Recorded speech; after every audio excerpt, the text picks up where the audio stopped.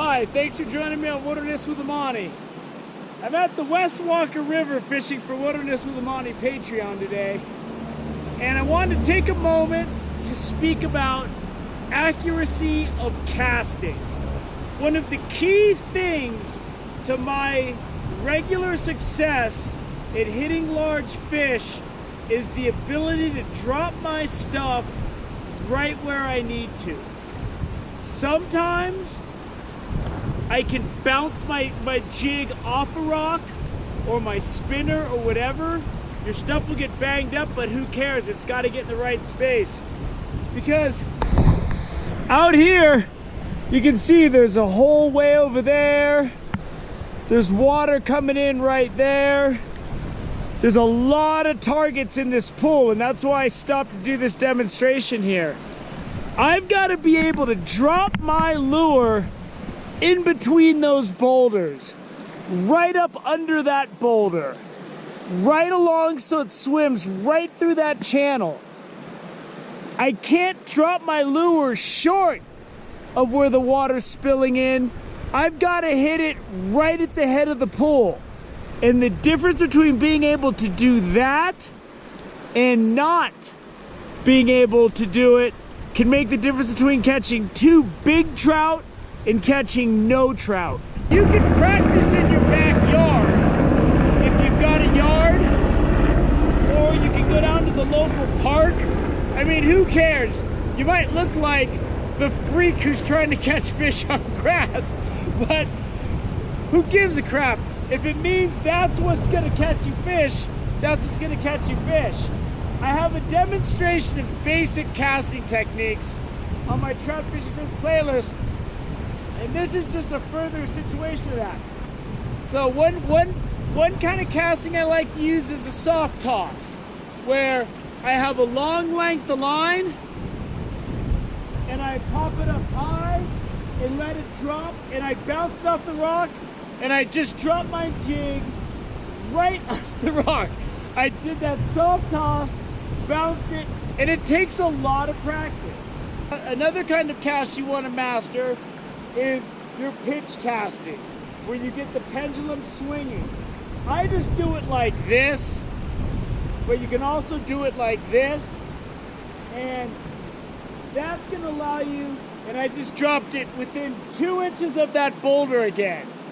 And that's because different situations you're going to have to do different things. Another kind of casting you want to do is learn to do some snap casting. So if I have a long target across the river, but I got branches behind me, and this is how I broke that ugly stick, you don't need to back cast. You just need to snap cast. And I just casted it all the way to the boulders on the other side of the stream. And once again, I dropped it within 2 inches of that rock over there. It takes, I mean, I've been fishing in rivers and using a spinning rod for decades. And even before I had a channel a couple years ago, I used to still fish a lot, even coming from Southern California. If you want to catch up to speed, set up a long range target, set up short range targets, practice your pitch casting, practice your sidearm casting. There's times where I had to get it upstream and under a branch. So to do that, I can do a sidearm flip. I can cast almost the same distance as a hard overhand cast. I can do it sidearm snap, right there, right across the stream. I can do it backhand sidearm. I just casted that, and take my word for it, I just dropped that thing right where the water was coming in. Even with the wind in my face, I can still backhand snap cast that, and I dropped it right where the water is at the far end of that pool. And that's where it needs to be.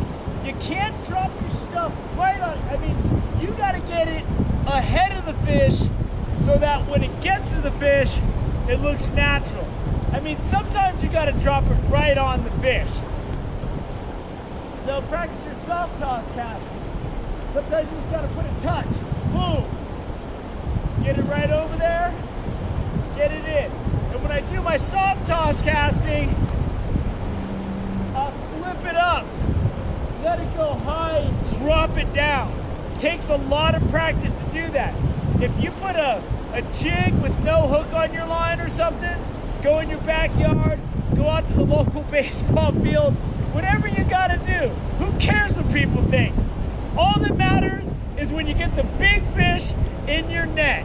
So I would say, above all things that are important to the success I have in rivers, casting accurately with great precision is the #1 thing that allows me to catch fish.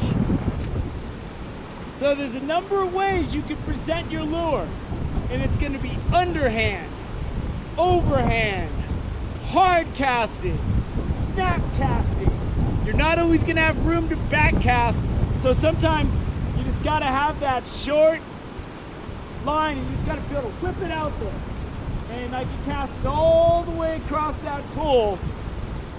You're going to catch fish if you don't have precision casting. You won't catch as many fish.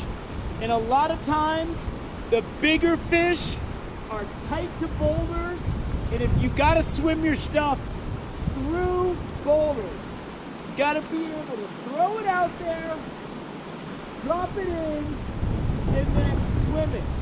And now there's wind, which makes it even more difficult. But after a couple casts with wind, you can compensate. This could take years to really get it down. When I used to fish with bait in rivers where it's legal, I used to fish whole night crawlers with no weight.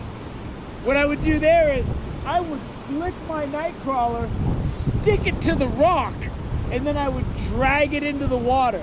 You can do the same thing with your lures. If there's a big rock wall or something, you could bounce your stuff right off that wall. I hope this tip helps you catch fish when you're river fishing. Thank you for joining me on Wilderness with Amani. Until next time.